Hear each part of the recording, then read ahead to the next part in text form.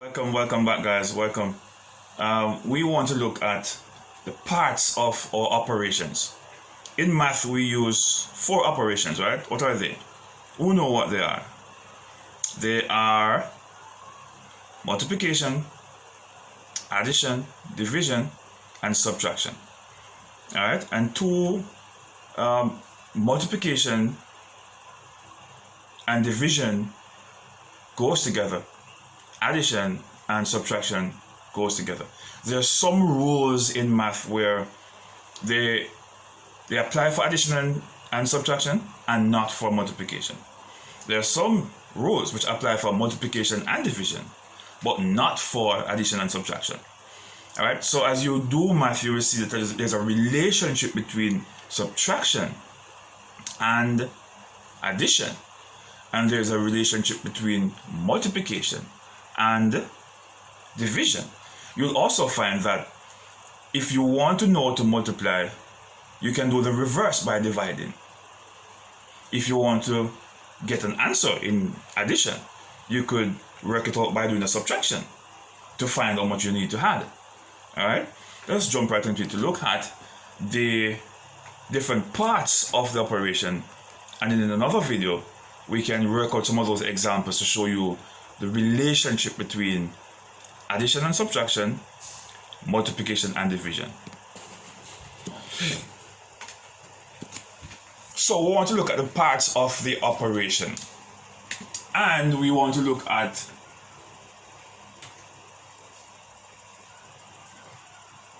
multiplication,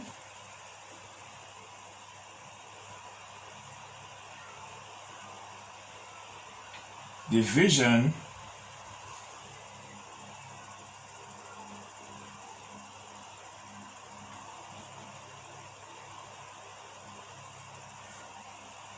addition, and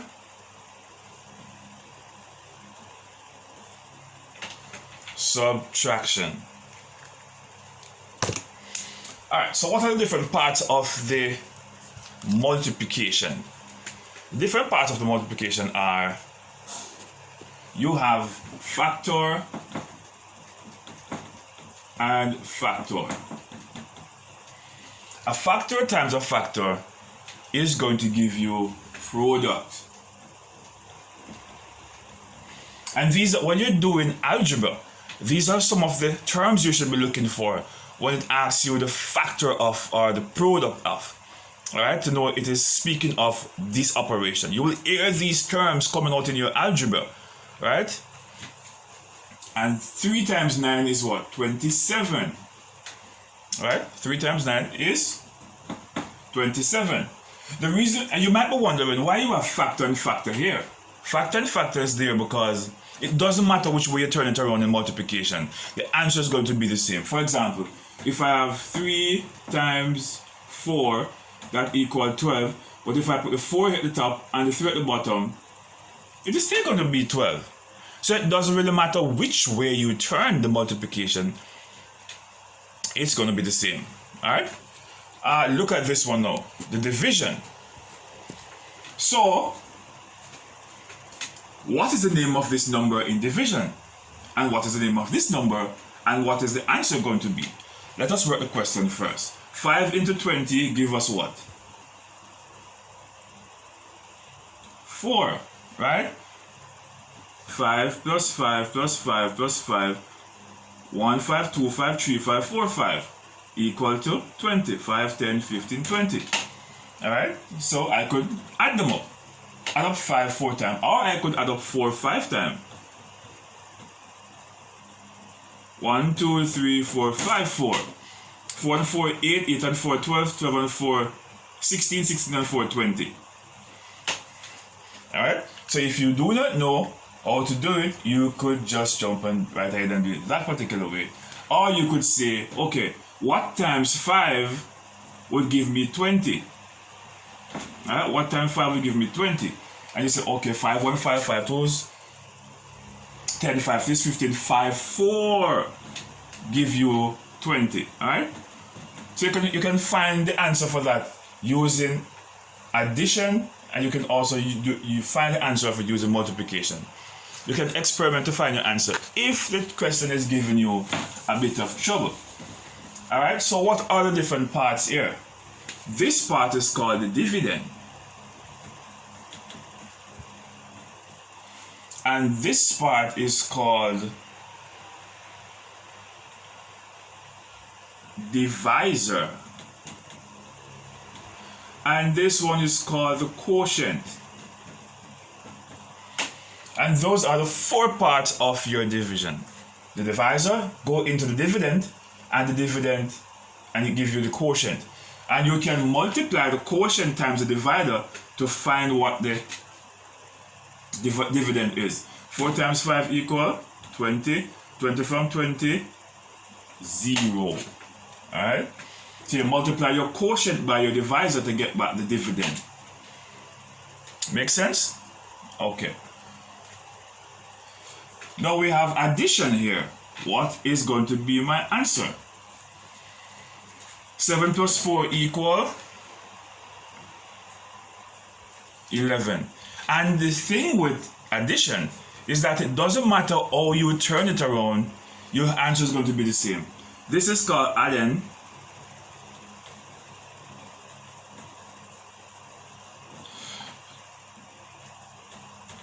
And the answer is going to be the sum.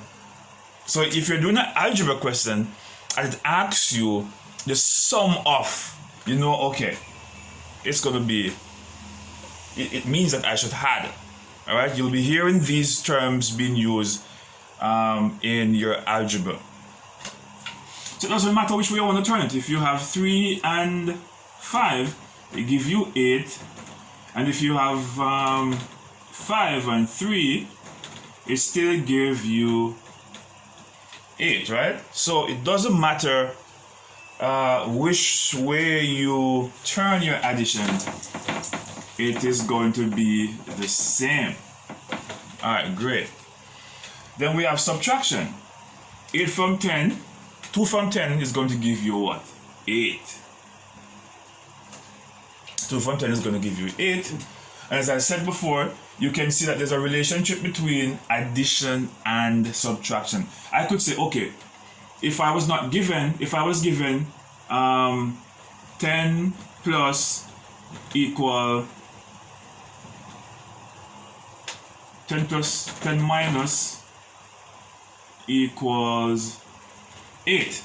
I could do the opposite of the addition, subtraction, to find my answer. I could say, okay, 10 plus that give me 8. What is it? I have no idea. All right? Then I could say to myself, if I take away that from that, it's going to give me that. What could I add? What can I add to give me 10? All right? So I have 8, 9, 10. So it must be 2. Alright? So 8 plus 2 is going to equal to 10. So I can say, okay, my answer here is 2. Alright? Because 2 minus is going to give me 10. The reverse would be 8 plus 2 equal 10. So I could check my answer to see if I am correct there.